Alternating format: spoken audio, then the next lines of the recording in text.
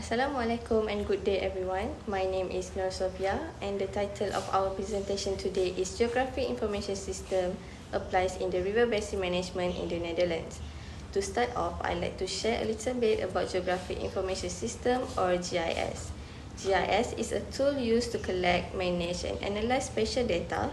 It helps us visualize things like maps, land use and environmental changes. GIS connects technology with geography and is used in many fields such as urban planning, environmental management and even in our daily life. The system works with 5 main components. The first one is hardware like computers and GPS devices, software which processes and displays the data, and the data which is the information collected. The next one is people, meaning GIS users and experts, and lastly, the methods or technique used to analyze the data. Now, let's focus on the Netherlands, a country well known for its strong water management system. There are 3 major rivers we need to know. The first one, the Rhine River, which is the longest at 1,233 km. Next one, the Meuse River, 925 km, and the Scheldt River, 350 km long. This river flows across countries like Netherlands, France, Belgium, Germany and Switzerland. But there's something very important. 26% of the Netherlands is below sea level and about 59% of the land would flood during a heavy storm. Because of the high flood risk, GIS plays a big role in water management. It helps to monitor floodplains, analyze flood patterns, give real-time data and early warning. It also supports river planning like deepening floodplains or building channels. This is managed by an agency which is the Dutch Ministry of Infrastructure and Water Management. To make things even better, the Dutch government introduced the National Water Programme 2022 until 2027. This is a 5-year strategy to improve water system and become more climate resilient. The program focuses on strengthening flood protection, securing fresh water supplies and improving water quality and ecosystem health. Most importantly, it involves both national and local authorities and even the public to make sure the plan works well under the Environmental and Planning Act. This presentation will be continued to the next part. Now I will explain the benefits of GIS in river basin management. The first benefit is better flood prediction and management. GIS helps identify areas that are likely to flood by analyzing rainfall, river flow, and land elevation. This is very useful during heavy rain or monsoon seasons. With this information, authorities can give early warnings, plan safe evacuation routes, and build proper flood control systems like dike or levees. It helps reduce damage and save lives. The second benefit is efficient water resource management. GIS can track how water moves through the river basin and how it is being used by farm, industries, and households. This helps make sure water is used wisely and shared fairly, especially during dry seasons. It also helps planners find areas where water is being overused or wasted so they can take action early. The third benefit is smarter land use planning. GIS shows how the land around the river is being used, such as where towns, farms, or forests are located. This helps avoid building in flood-prone areas and allows us to protect natural spaces like wetlands and forests. It also supports development that doesn't harm the environment. My name is Nur Shafika, and for my part, I will explain how Geographic Information Systems or GIS are applied in managing river basins in Netherlands, a country well known for its advanced water management systems. The Netherlands faces serious water-related challenges because over 25% of its land is below sea level, and more than 60% is at risk of flooding. To address this, the Dutch government uses GIS technology to enhance flood prediction, planning, and monitoring efforts across key river basins like the Rhine, Meuse, and Scheldt. GIS plays a crucial role in flood risk management by integrating with hydrological models such as SOBAC, a hydrodynamic modeling software developed by Deltares, a Dutch research institute, and Hydrological Engineering Center's River Analysis System or HECRES.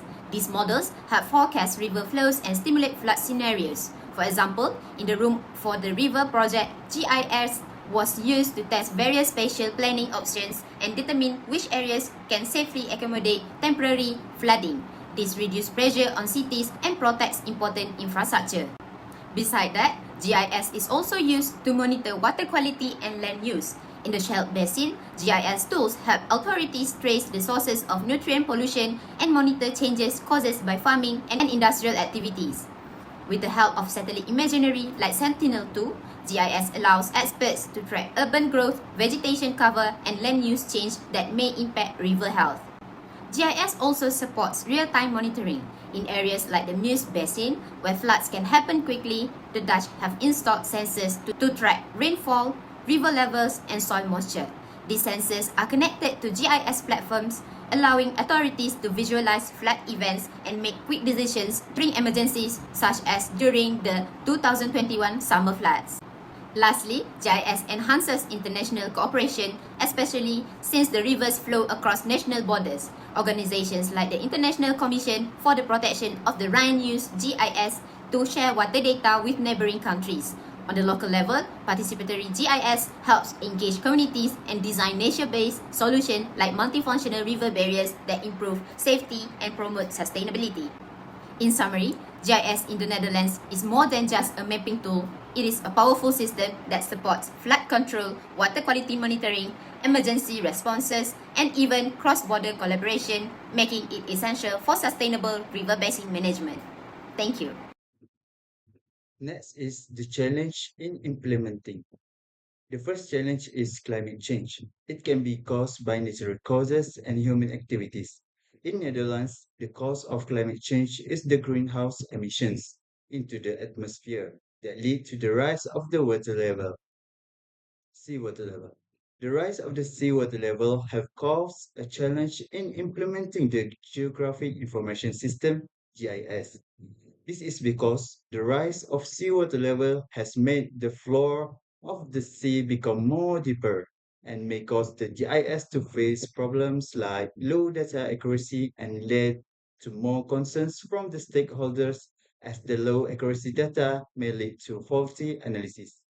Other than that, the sea level rise and coastal erosion will make the GIS need more frequent updates because of the changes in the landscape of the Earth. This makes more time use because GIS needs continuous monitoring and updating of the datasets to maintain the dynamic and real-time situation of the system. Next is the public engagement and communication. This is because of the privacy and data protection concerns. Like we can see on the case of Dutch Data Protection Authority imposed a fine worth 30.3 million euro on Clearview because of the illegal data collection. This shows that the Netherlands are strict and on protecting their citizens' privacy and data. The power that GIS has in processing and cross-matching geographic datasets with other datasets has also increased the public concern. This also is related to the public participation geographic information system PPGIS, which can provide both geographic and non-geographic data using the map-based PPGIS survey approach through participants. The problem in public engagement comes from using the tools of GIS. Some say that the tools are not easy and intuitive to use because they are low friendly and lead to unsatisfied feeling from the user that experience it. This made people restrain themselves from obtaining information and value from the user experience enabled by the tools of GIS. Practitioners also must ensure that the tools did not have bugs and errors that lead to people not interested to use it.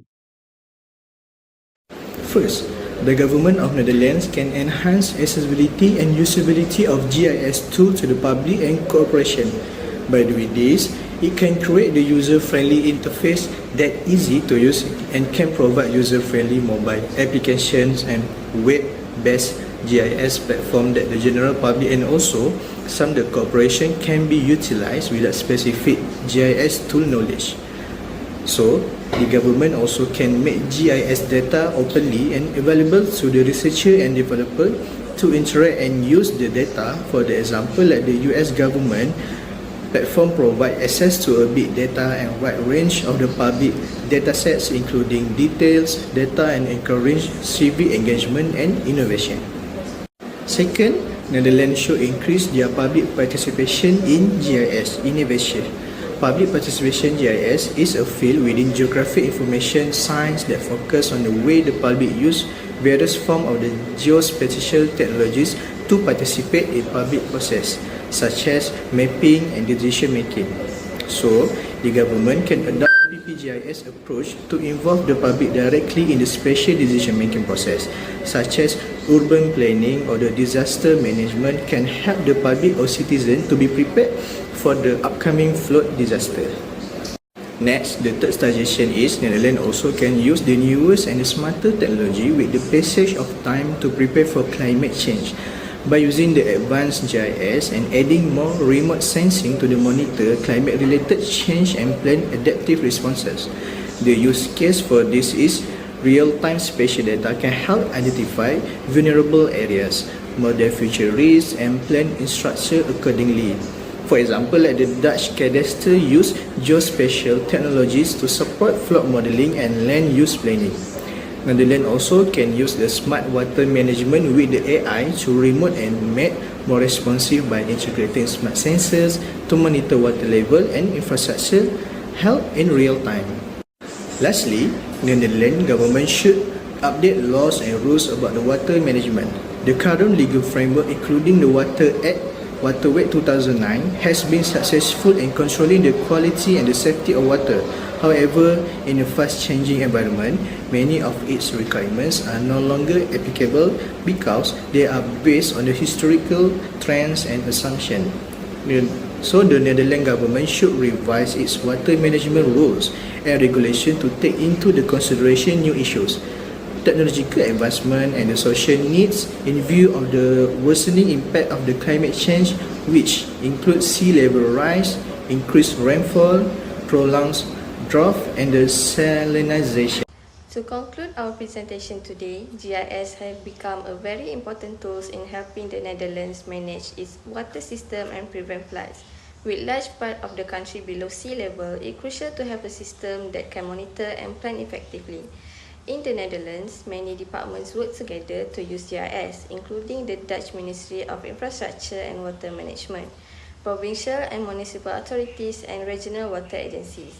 GIS used to create flood risk map, give early warnings, monitor water quality, and assist in urban and land use planning. One great example is the Room for the River project. This project shows how GIS can help identify high-risk floods area and test solutions to protect those areas. GIS also collects data from sensors and satellites to track pollution and support environmental protection. However, there are some challenges, which is the climate change that can affect the accuracy of the data. And there are also issues with data privacy and getting the public involvement. But even with this challenge, GIS remains a strong and sustainable solution for water management in the Netherlands. It plays a key role in protecting people, the environment, and the country's future. Thank you for lending us your ears. Till next time.